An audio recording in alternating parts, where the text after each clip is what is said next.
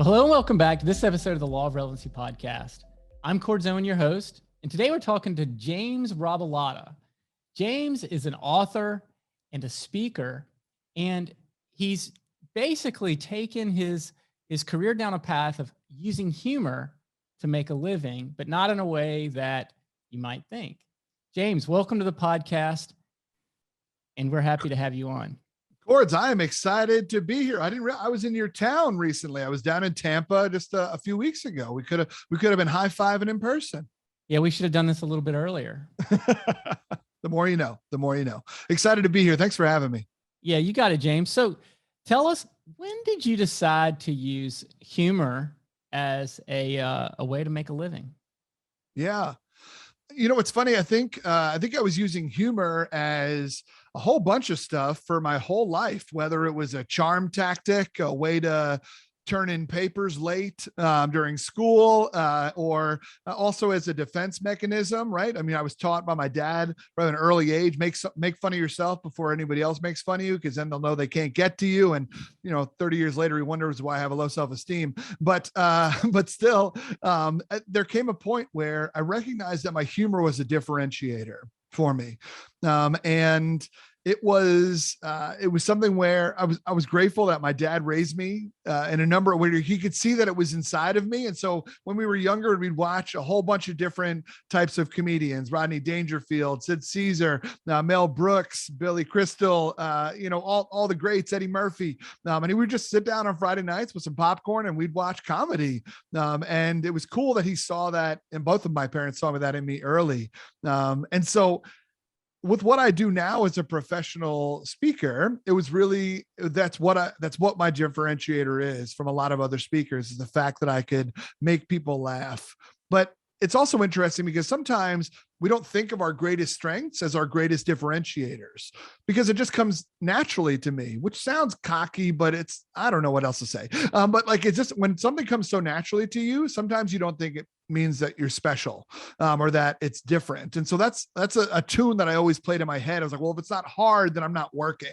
And so it's been an interesting journey to me, accepting that this is something that is truly, that makes me special and that I'm allowed to make money off of. Well, talking to professional comedians, they don't talk about a lot of times how easy their job is. And if they are, it's part of a routine that was probably hard to put together. Yeah. So a lot of times people don't really understand just how difficult it is to be funny in a public setting like that. I mean, it's easy to be like, if we can banter back and forth, we can be hilarious all day long between you and me, right? Yes. Yeah. Trying to be humorous to an entire group of people, could be dozens or hundreds of people in an audience. It can be really challenging, can't it? Yeah, absolutely. And we have plenty of people that we sat next to in class. We're like, yo, you're hysterical. You should do comedy, but no, they shouldn't. Just because they're funny, like you said, in the moment. When there's a lot of, a friend of mine, his name is Boris Heiken. He makes his money being a professional stand-up comic. He talks about how the difference between comics and people who are funny is context, where comics have to provide the context.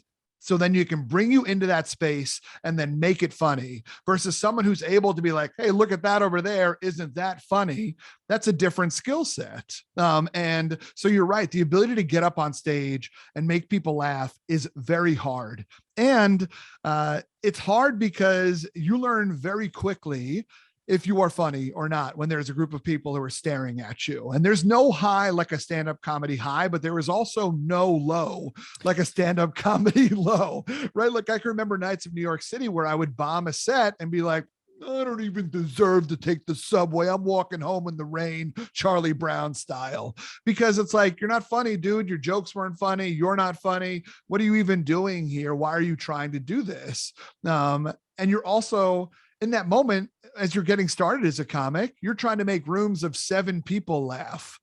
And 7 people, that's not a contagious laughter. Like a packed comedy room where you're at small tables and everybody's been drinking, like that energy is contagious. That laughter is contagious. But when there's 7 people looking at you, drinking their martinis and their Pabst Blue Ribbons at the back of some bar, they're like, yeah, sure, go ahead, make me laugh, clown boy. And it's a completely different energy, and it is hard. Yeah, I've never heard it broken down so scientifically before about, now that I do think about it, like I've always wondered, why is it so difficult to try to repeat someone's stand-up comedy joke and be funny with it?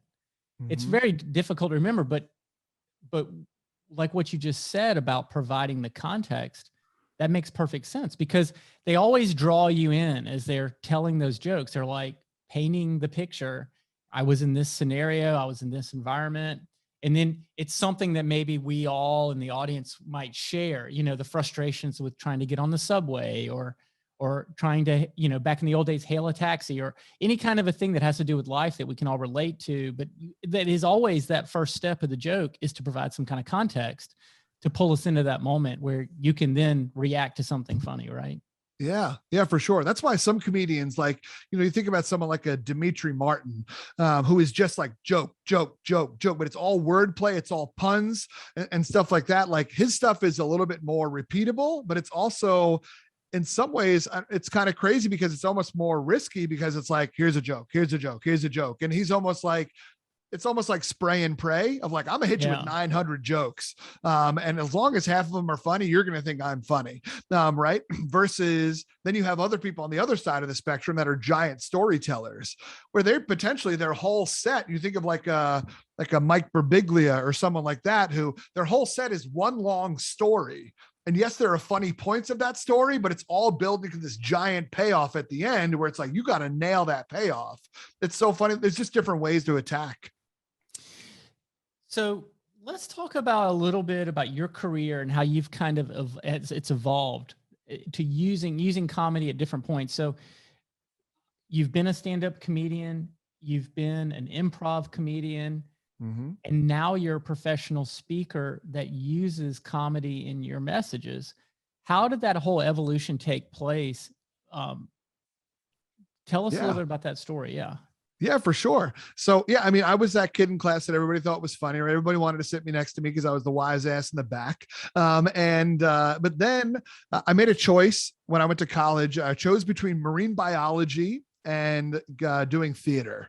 A natural choice that we've all faced here, Courts. Right. And so I wound up choosing marine biology because I was like, well, if I'm good at theater and acting, like that can always happen. But so let me get something stable underneath me here, right? Let me do the responsible thing. Around 3/4 of the way through my college experience, I realized I was putting too many jokes in my scientific papers.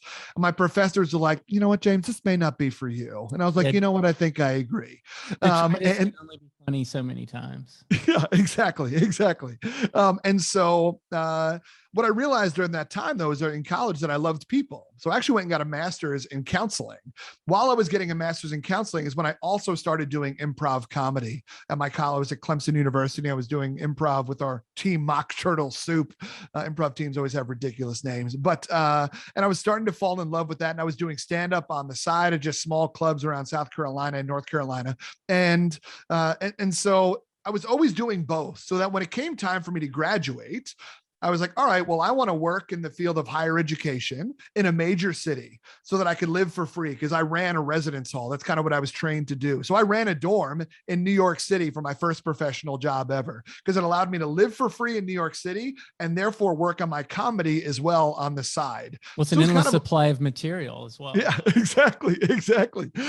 And so that's kind of how that all started. And that's when I started doing a lot of improv at the Upright Citizens Brigade Theater. I took all the classes. I interned there, got to meet a whole bunch of really awesome people, wound up starting my own improv team that's gone on to its own international accolades. And so that all started there. But it was also in that moment of moving into New York where I realized I think I like improv comedy more than stand-up, because improv is uplifting. It's teamwork. It's team building.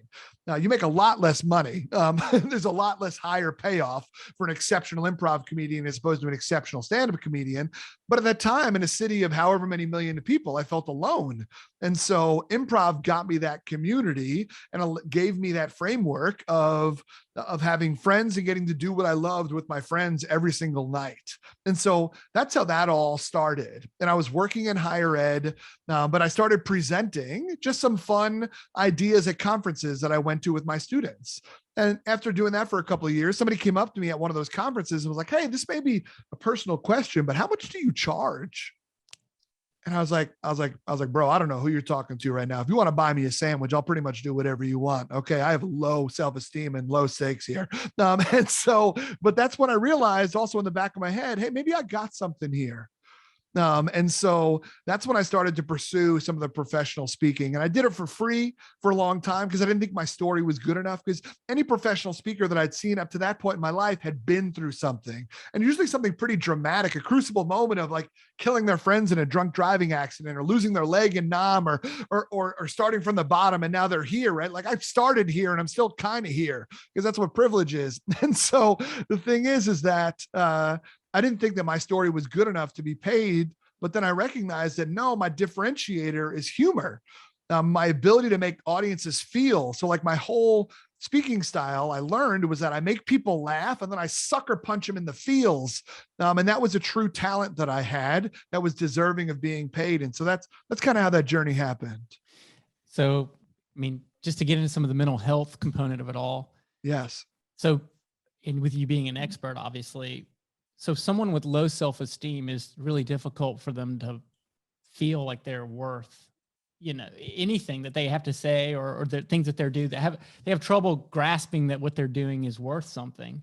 Yes. How did you end up charging? What was that moment when you were like, okay, I'm going to actually charge for my time? And how did that whole thing go, where, in terms of like what you were charging, and kind of grow from there?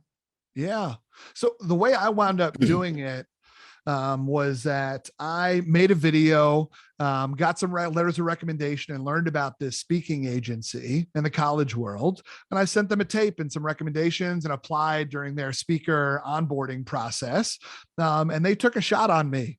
And that's huge, because at that point in time, I wasn't necessarily willing to bet on myself as much as they were willing to bet on me. Right. And, but I took a shot enough to that I applied, right? Like I got over some of those moments. It was like, well, what's the worst that can happen? They say no. And so at that moment, being a part of that agency, their reputation was greater than mine. And so therefore I was this new speaker with this agency who happened to be named James. And this agency had a reputation of selling speakers at a certain price. And so I would go and do these gigs, and teach my own content and almost feel guilty. Right. Like I'd want to apologize afterwards. Like, hey, I'm really sorry if that wasn't what you were looking for. Or even if I had knocked it out of the park, there was still part of me that was like, I don't know if you belong here, bro. Or especially, getting paid X amount of thousands of dollars to do this. And so it wasn't until I spoke at, I did a lot of work especially in the beginning in the college market. And I spoke at Florida International University. And I remember that whole day just being epic, with the relationships that I formed with those students during the multiple breakouts and the keynote that I did, the way that they talked to me, the way they stayed in touch with me, the way that they followed me on social media and DM'd me. And just like, they were like, this was really great. You moved us today, right? You caused us to pause and think of something differently in a really cool way. We just like hanging out with you. What and it was in that moment. Where did I talk about there? I talked about this idea that leadership is more action and less title. So how can we empower individuals around us and not just micromanage them or tell them what to do? How do we build a team as leaders and get people behind us? I also talked about how to have better conversations, the power of curiosity. I was doing a program called Punch Small Talk in the Face. So those kinds of things. But it was the way that they spoke to me afterwards. It was like, hey, James, maybe you do belong here with the big dogs. And it was one of those moments where I needed to be told that, because I wasn't good at writing that story myself yet. Do you believe it now? I do believe it now. It does ebb and flow.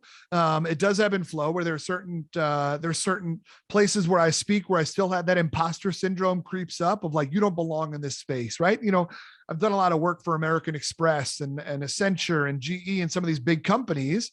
Meanwhile, I came from a higher education background. So like, I never thought about like, what are our profits in Q4, right? I was like, what are we doing this semester? It's just a different game. Both are important, but they're just different. And so I told myself, well, you've never done this, so you don't belong here. But leadership is leadership. Humans are humans. And at the core of what I teach and how I try to move folks That's at the base. It's that authenticity of humanity, that vulnerability of humanity. And so that message translates. And that's why I believe that I am where I'm supposed to be. Well, you wrote a book on leadership. I did. Yes, sir. Yeah. That's cool. And it has to do with being authentic as a leader. Yes. So, yeah. It's called Leading Imperfectly. Leading Imperfectly. Could you tell us a little bit about what that means? Yeah. So it's about this idea that we as humans can't learn things from people who are perfect. We can only learn things from people who are imperfect. So if that's true, then how do leaders lead through their slips, their struggles, and their stories? And yeah, I'm not telling you to forget about your strengths, but so often people are trying to be someone that they're not, trying to be perceived as something more than they potentially need to be perceived as, when relatability is such a powerful tool in leadership. Because relatability is key, because when we see ourselves in someone else, we believe that we can. And those stories of, well, here's where I slipped and struggled, are moments where we build trust, where we build that, oh, shoot, this person's just like me. And those moments can't be skipped over as we're trying to create trust and loyalty as leaders. And so that's a lot of what that book is about. Well, tell us as aspiring leaders, myself and in our audience, what are some of the key elements to becoming this imperfect leader? A lot of it's first owning who you are. And owning who you are is hard. It involves putting every single facet of your life in front of a mirror. And how about you, Cords? I personally find mirrors to be pretty horrific places. You probably don't. You're a very attractive man. But still, the thing is that like when I look in the mirror, like it's a little bit scary. But when we talk about owning who we are, it's putting all facets of your life in front of a mirror. Sure. It's putting not only the way you look, it's your choices, it's your relationships, it's your friendships, it's your ego, your reputation, things like that, your faith, your family, and really seeing them. And that's hard. And that's sometimes scary. And so how can we own who we are? Thinking about, what are the stories that you tell yourself? Do you believe that they are true? How are they impacting the way you then make choices if you do believe that they're true? And owning some of those, like what are some of the lies that you tell yourself every single day? And really thinking about some of those kinds of things, because that internal dialogue influences your external dialogue. Sure. And so it's this idea of like, you have to own who you are before you can be real to other people. And then being real to other individuals is thinking about, what version of yourself do you allow others to see? Especially when we have conversations around things like professionalism. Professionalism is such a, I don't know, it's a pretty constructed term, which basically when I hear professionalism, I think of like fall in line, right? Become an excellent sheep, and dress this way, talk this way, don't go too far, don't go whatever. And it's a way to kind of keep dynamics in this interesting place. It's a way to actually hold people down, right? We think about the way that the concept of professionalism has hurt women in the workplace, the way it's hurt people of color in the workplace, and stuff like that. And so thinking about being real, what version of yourself do you allow others to see, is important to think about, because in that moment, we recognize that as leaders, vulnerability is powerful. Vulnerability is a strength, not a weakness, but it's often so often perceived as a weakness. But when we lead through our stories, it brings people closer to us. And when we build that trust, then we can make a bigger impact. And so that's what we're talking about. And when I say vulnerability, Cords, I'm not saying we need to walk into our next team meeting and be like, okay, everybody, I got something to say. I'm going to tell you my deepest, darkest insecurities. No, not necessarily. You don't go that far. We don't have to be awkward. But there is power in sharing. Hey, it's so funny. I brought you in to have a conversation about this, which is crazy, because when I got hired here 10 years ago and I started and kind of climbed my way up, I did the same thing. And here's the ripple effect I didn't realize it had. And here's what I learned from that. Sharing those stories is vulnerable, is power, and is like, this is a place where you can come in, mess up, learn, grow, try it again, and win. Yeah, I can tell you, as being somebody who's actually done some therapy in my life. Where are you from, by the way? You sound like you're from the South somewhere. Yeah, I'm born and raised in Long Island, New York. I spent 7 years in the South, so I got a little swagger while I was down there. Okay, I was about to say, because I'm from Augusta. So I'm from Augusta, Georgia. Yeah. So Great town. down the road from Greenville and Clemson and that whole Mhm. area where you spent. But and then I'm sure it's everywhere, but in my family, with a lot of people, big drinkers, a lot of big parties and things like that. It was part of the culture that I had growing up. And so being around all of those alcoholics, basically a lot of them were alcoholic. It was very difficult to even like judge, how people were going to react to you, Yeah. or the things that you're doing. And so I spent years just working on emotional intelligence, like just trying to figure out, like, did that person just piss me off? Like I feel Mhm. off, something feels off, but I don't know why. It's like Yeah. I'll have a conversation if something feels really crunchy or funky or whatever, right? And so how important is, you talk about vulnerability. How much does emotional intelligence play into that? Oh, it's huge. And you know this from your research and the time that you did Yeah. your self exploration and whatnot. And emotional intelligence is everything.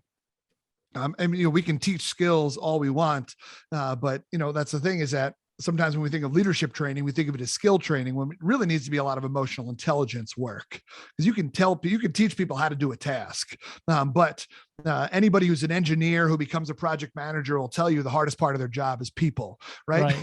The same thing. Leadership is hard because humans are annoying, right? We're frustratingly independent, and have all these different emotions and all these different characteristics. And so our ability to read the room is critical. But what I loved about what you said also, not but, and what I loved about you said, Cords, is this idea of to read ourselves, right? Like, why am I feeling this right now? What is it? What feels crunchy to me right now? And why is this? Why is my neck getting tighter? Or why is my, breath getting deeper because I feel more calm?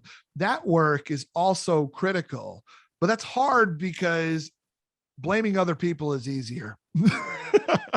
Right. And so, this, I've wondered, for you, Cords, in some of the research and some of the time that you've spent on that, how did, in learning these things about yourself and learning your triggers, how did that impact the way that you talk to individuals around you? Well, we'll flip it around. So what I do, and I've been told before, like, hey, Cords, thanks for sharing that. Vulnerability is a strength, that type of thing.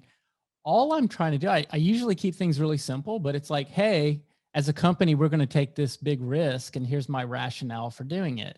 Mhm. We may be wrong, but we're going to go 100. We're going to give this a try, and we're going to go at it, with full strength, right? Yeah, And yeah, so at the end of the day, if it doesn't work out, at least everybody has an explanation of like why we're trying this.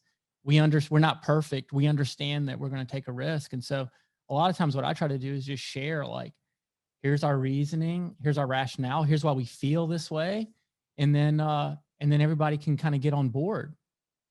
yeah, yeah. Right. Leadership isn't because I said so. Yeah.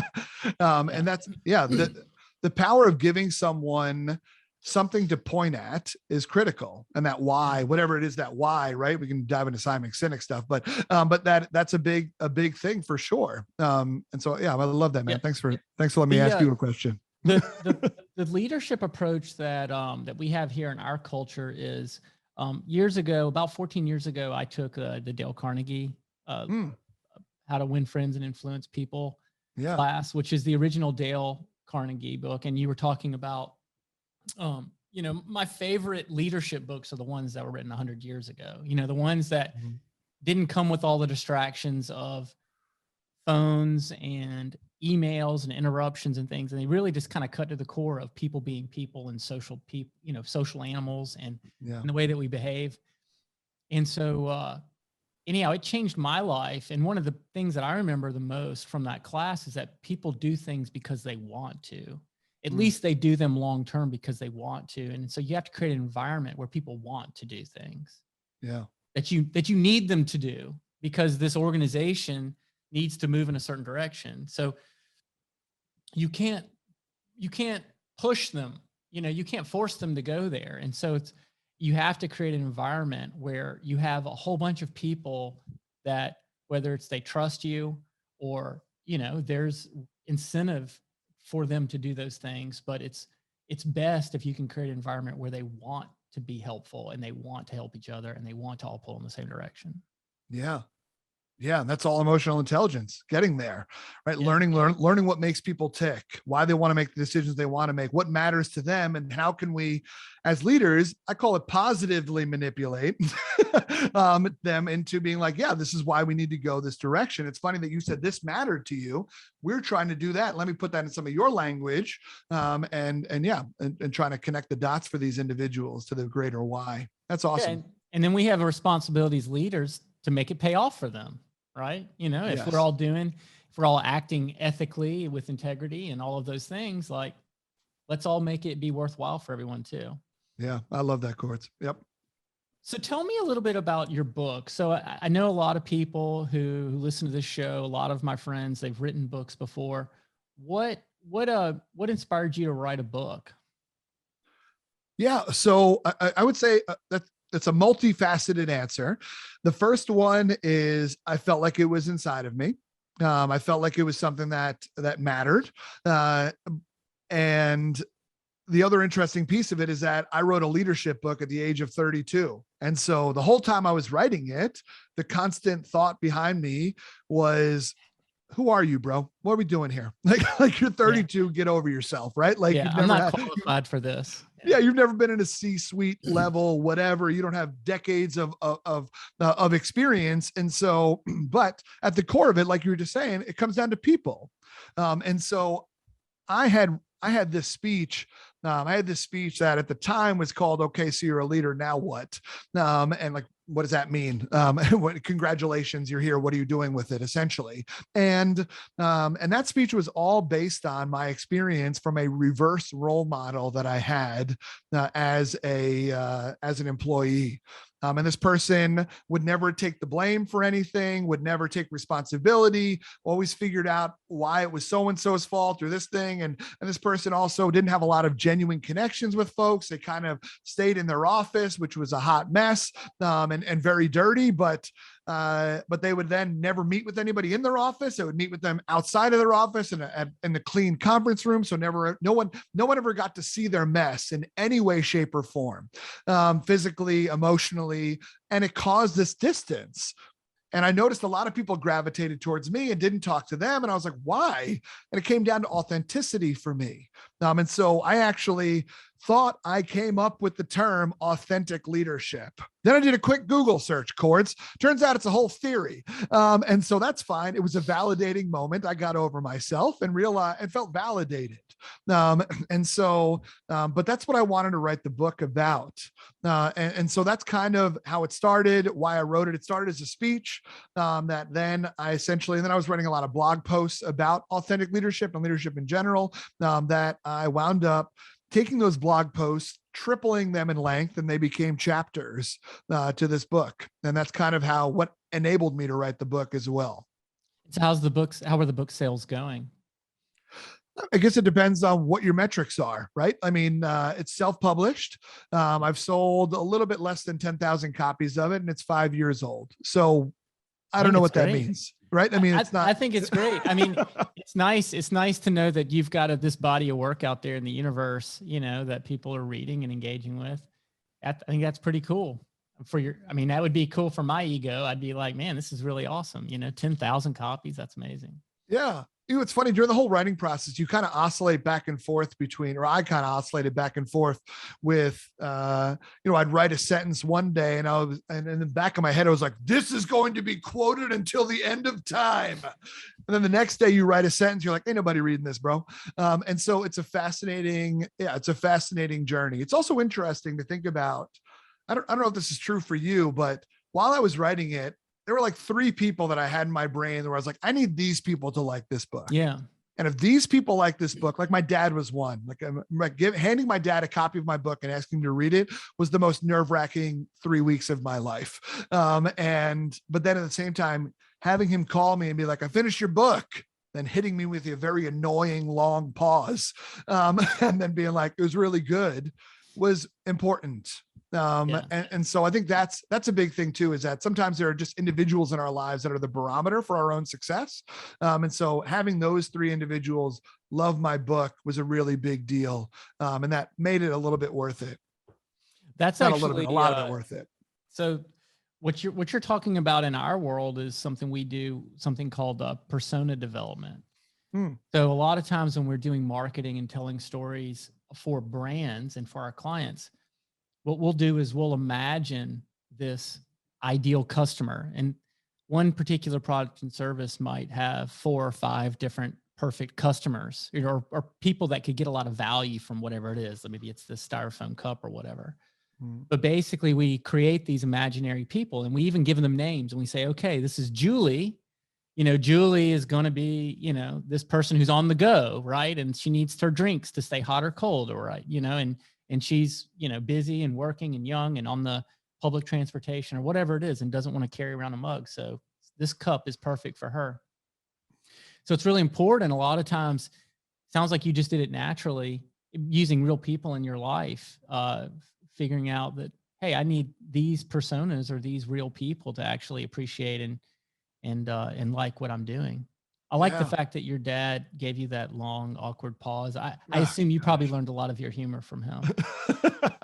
I learned the dry wit from him for sure. My mom's the sillier one, and my dad's the dry wit. And I'd like to think a delightful combination of both. Yeah. So then let's talk a little bit about, so how like your career has developed. So you've been obviously to recap, you've been a stand-up comedian, you've been an improv comedian, and you've kind of evolved in this professional speaker and author. So where do you take it from here? Like, what's next for you, James? Yeah, a lot of it is growing the speaking. Like I'm working on doing more stuff for associations and corporations and whatnot, and doing more in that general realm. And so that's one thing, is growing that number. At the same time, we have a baby boy who just turned 1 New Year's Eve, and so I don't necessarily want to come off the road more, but what I'm trying to pay attention to more is the metrics of per gig that I do, how much am I taking home? And like trying to get that number to be higher. So it's not necessarily about doing more gigs, right? I do 85, 90 keynotes a year. So how can I make the same amount of money or a similar amount of money, but only do 60, right? Like, what does that look like? So that's kind of what I'm working on right now from a business standpoint. As far as ways to grow that, I'm also in the process of developing a course that people would be able to buy. I do coaching as well. I do one-on-one coaching, and that's been a lot of fun. And so what would it look like to expand that to do group coaching?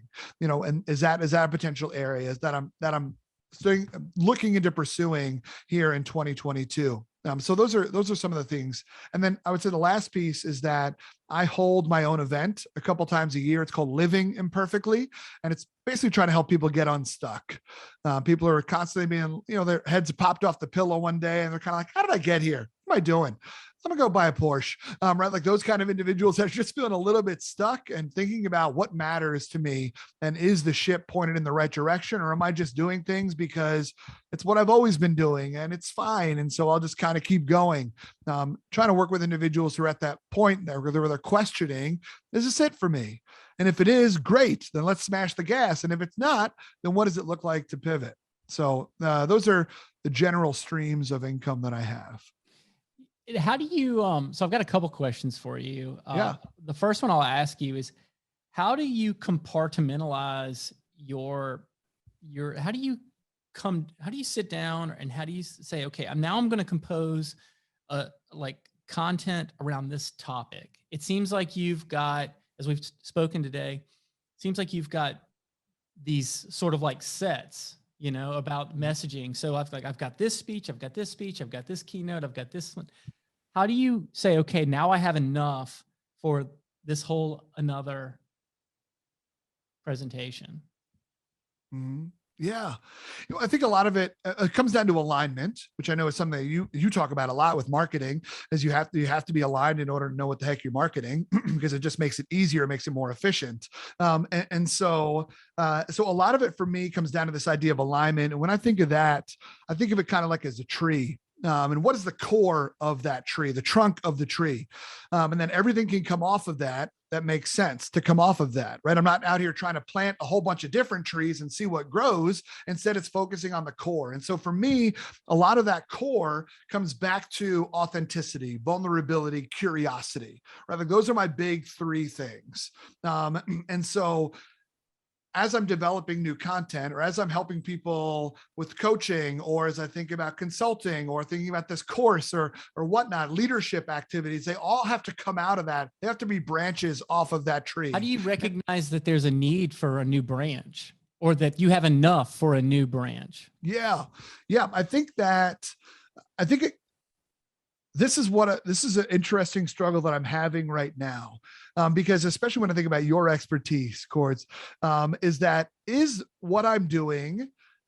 If a speech starts to sell less, is it because the speech is no longer relevant, or because I'm not marketing it the right way? Right. And so that's a big thing for me, is that, like, do I have a marketing problem, or do I have a content problem? And more often than not, 90% of the time for me, it comes down to a marketing issue, not a content issue, where I'm not effectively sharing the pain point that I'm solving to the individuals that I'm interested in bringing me in for business. And so when do I know I have enough content? I just wrote a brand new speech. It's called "Do You Even Know Me? How Curiosity Creates Community."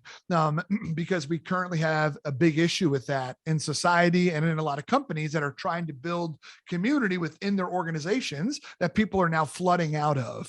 And so, whereas if they had community that has something to latch onto and they'd want to stay, there'd be higher retention rates. And so, in building that content and realizing, when do I have enough? It comes with doing research. Is this an issue? Is this a problem that I just think exists because I read an article one time, or I heard a news story, or whatever? Is this something that is consistently, it's building up enough of a base of research and talking to individuals in various segments about, like, oh no, that's something that would be helpful. That is something that would be helpful. Here's how it would be helpful. And here's specifically what we would need in order for that to be helpful for us. Doing a lot of that work is like, is it just some cool idea that I thought of in the bathroom? Or is this actually a need that's out there? And so I think for me, it's doing some of that analysis. You're paying attention to, there's a need in the workplace for retention. What do I have to say about retention? Like, what kind of messaging or what kind of speeches can I develop around retention? What do I need to develop around creativity? What do I need to develop around high performers or innovation, or meeting some crazy goal or whatever? So that's pretty cool. It's also thinking about, like, here's my passion area. Like I said, where I'm aligned. Is that something that can help solve this problem? Gotcha. If so, how? And if it's not, then there's plenty of people that I'm like, I don't really do that work. I'm not who you need. But there's other people where I'm like, if this is your issue, here's how I approach it. Does that sound like something that would be helpful to you? That's kind of what I do. That makes sense. So here's the second question that I was going to ask you earlier. So your goal, it sounds like, is to raise your average order value, right? So your average dollars you make per event or per engagement. How are you doing that? Because that's a question a lot of people have, especially when they're in the service oriented kind of a place or industry. They, the idea is, like, I only have so much time, right? I only have so much availability. So how do I maximize it to where I can still get what I need, or make what I need to make or want to make, but do it with the same amount of time, if that isn't in fact a lot more money, right? Yeah. So how do you raise your prices? Yeah. Well, first off, let me own something, Cords. This is my goal for 2022. So all those people that are thinking about this, I'm in it with you right now. This was my goal for 2021. And here's how I solved it, right? Like, so here's what I'm trying to do. One is recognizing that there are people who are good at that deliver similar content to me at a lower price point because they're just starting out. And so if this is this one organization's particularly issue, but they only have X amount of dollars, and that does not going to help my metrics out, can I be like, hey, I'm excited to help you. Here's how I'm going to help you. I'm going to refer you to so-and-so, right? And they're going to be the ones who are going to be able to take you there. Or it's like, hey, if you want me for that price point, then that means especially now, one thing that COVID taught us is that Zoom presentations are effective. And so it's like, great, I'm not going to travel to you, so I'm going to drop my expenses down. So if you want me for that price point, then you need to do it virtually. Right. And so thinking about that versus the time versus expenses, et cetera, et cetera. So it's learning how to say no or negotiate something different that enables me to still achieve the goal that I want to achieve. That's a big thing that I've been currently trying to work on, is thinking about that. I think also it's trying to figure out, how can I get in front of audiences that traditionally have larger budgets? And this is a tough thing for me. You know, I mentioned my retreat that I do a couple times a year, and I want to serve anybody who wants to be served. Right. And so I started that at a very low price point, at a point where I broke even my first retreat, and that was great.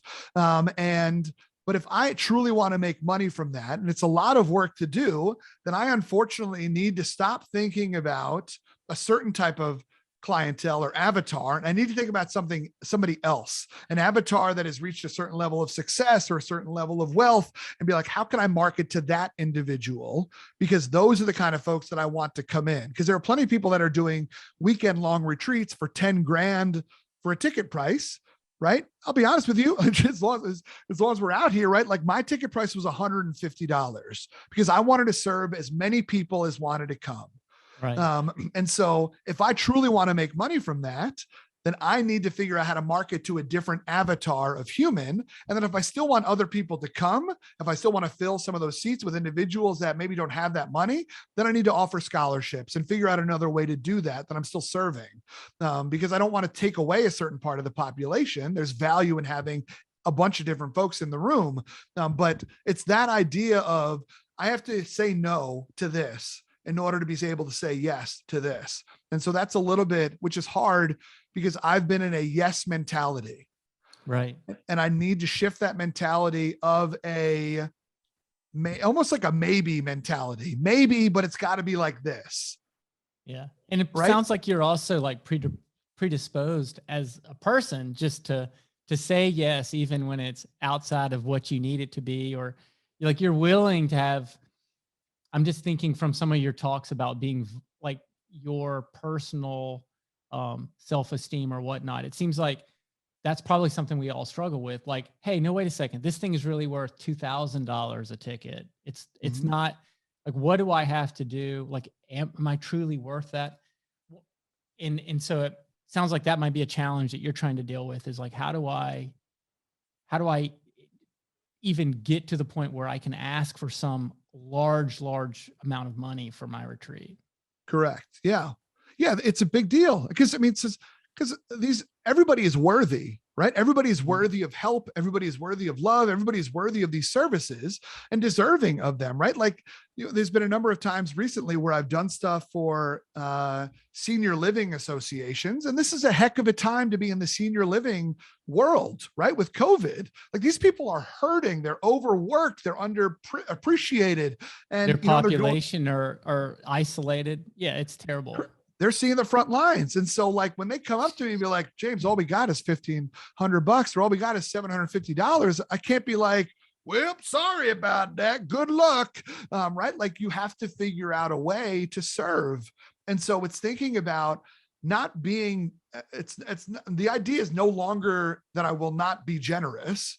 It's making sure that generosity is aligned with where I'm trying to go. And am I the best person to serve them? There might be somebody else where they are still getting great content, but it maybe is just through somebody else's mouth or something like that. It's trying to figure out, how can I still serve these people in a way that will be beneficial to them, and without just being like, nope, good luck. Yeah. Well, I kind of like the YMCA model of, hey, we don't turn away anybody for not being able to afford it. If you don't feel like you can afford this, tell us about it and we'll see what we can do. Yep. Right. Exactly. But like, our price is this, right? One quick story. So one of the few things I remember from college was I had an operations professor who did consulting during the summer, and they actually were figuring out algorithms to make people happier while waiting on elevators. So they worked for these these large buildings, figuring out what's the optimal way to make the elevators move at different times of the day so that people are waiting less and things like that. And so they would charge a certain dollar amount, like $250 an hour for their work, which seems like a lot of money. And so they were just thinking the normal rules of economics apply. So they wanted less work because they were going to be teaching again in the fall. And so they raised their price to $450 an hour. Well, they immediately got 3 times busier. Right. Because the price is part of the perception when you're a consultant or providing a service. Yeah. That if your price is much higher, that plays a big role in just the value before somebody does work with you of like what it's worth. Yeah. Yeah. I know that at the current price points that I've been selling myself, it takes me out of the running for some people because they're like, well, we don't need somebody who's only worth that. We need someone who's worth this. It's a fascinating concept, right? Like, I mean, Bose makes good products. They're not the most incredible speakers on the world, but they're Bose. And so it's like, well, I got to pay I got to pay $375 for these headphones because they're Bose, right? Like, it's so interesting the way that metric, the way exactly what you just said, just plays in our psyches. Yeah, there's a lot of components that go into it. I have a couple of ideas for you we can talk about after the show, but anyhow, so now that you're on this trajectory where you're trying to be more efficient and everything else, is there a way for you to work with others doing what you're doing, or is it always going to be a one-man show?